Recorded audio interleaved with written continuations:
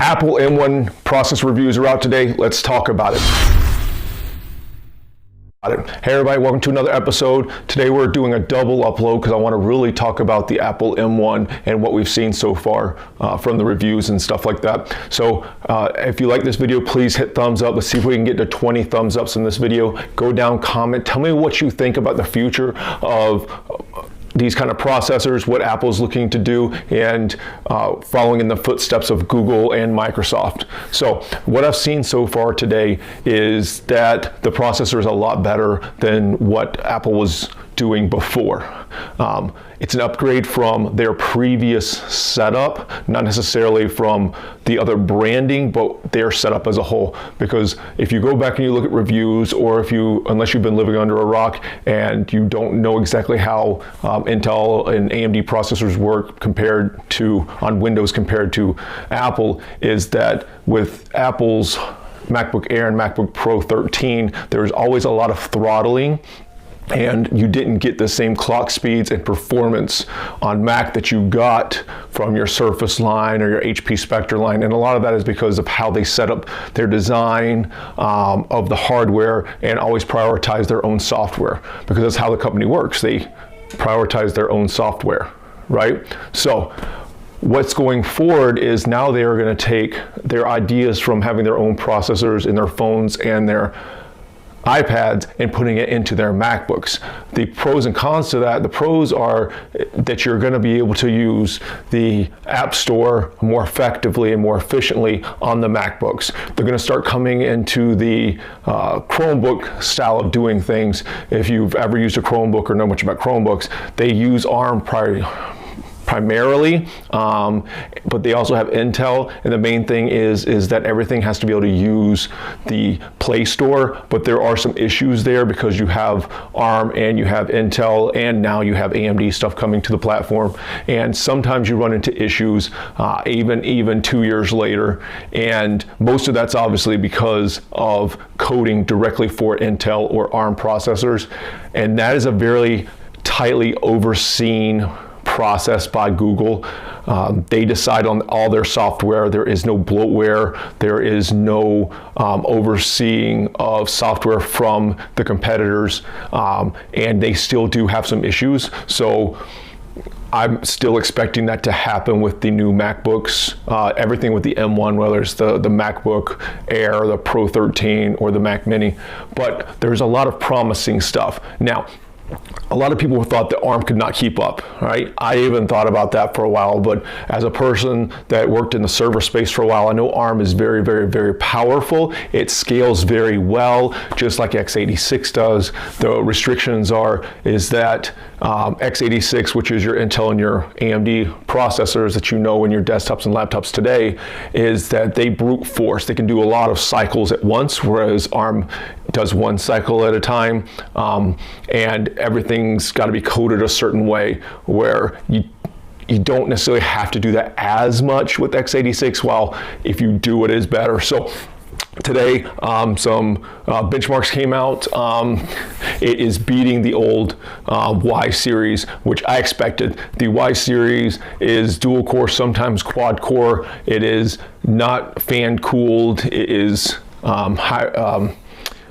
very low end. I never recommended the MacBook Air. Anyone that knows me knows that I do not recommend the MacBook Air to anyone. I don't see the reason in buying it. It's not fast enough for what you sell, what you pay for it. There's a lot of great laptops like the new, the ZenBook 14 with the Ryzen 5 4500U 6 core, and it has an MX350. It's only 6 core, 6 thread, and it uses LPDDR4X, but it's still going to be a much better buy than the MacBook Air, especially considering it was just $599 last week and now it's $699. So you're talking $200 to $300 of savings and getting more power and a very similar screen quality. So going into the M1 process, I want people to realize that this is a beta test, right? this is the first iteration of what Apple is trying to do. Just like last year with the Surface Pro X and the SQ1 processor that they worked with Qualcomm on. It was a very nice device, but the processor was a beta test. Now you have the SQ2 coming out. I think they're saying 15 to 20%. I haven't had a chance to test it yet. They haven't got into work yet.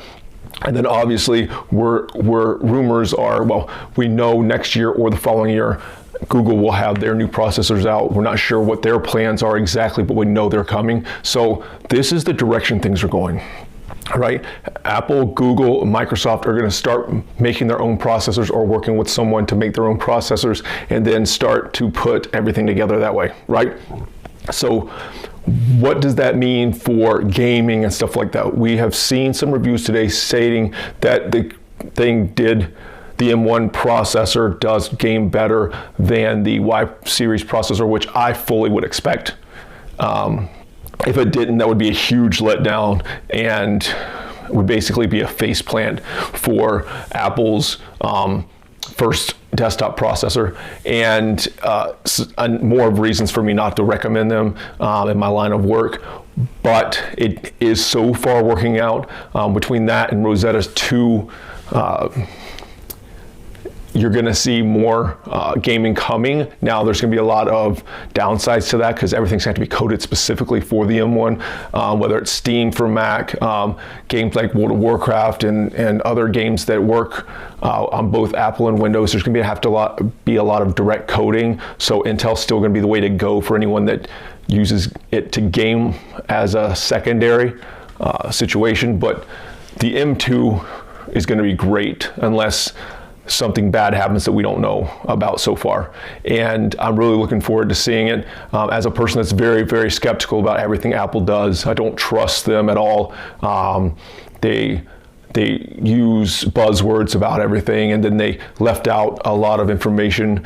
We don't know what processors they were competing with. I'm looking at it now that it looks like they were competing with the Y series of processors in their graphs, which were not actually named correctly, and seeing that, I don't see how they can compete with AMD. However, they are great competition for Intel, and they're at the fact that their first processor is right there with Intel and slightly ahead of Intel is going to continue to push AMD forward. For those of us that were worried AMD was getting too far ahead, I'm not too worried about that anymore. I don't think Lisa Su and AMD are going to sit on their laurels and think, oh, nobody can catch up with us. Well, we know that's not the case, right? ARM is coming, Apple's coming, Google will be coming soon, Microsoft's coming, Intel's not going to sit anywhere, sit in the shadows or anything like that. So let's keep an eye out. My recommendation is to totally forego the M1 series at this point. At least wait a couple weeks. Like I always say, never pre-order, never buy anything when it first comes out unless you know for a fact it's a better iteration of what's already out.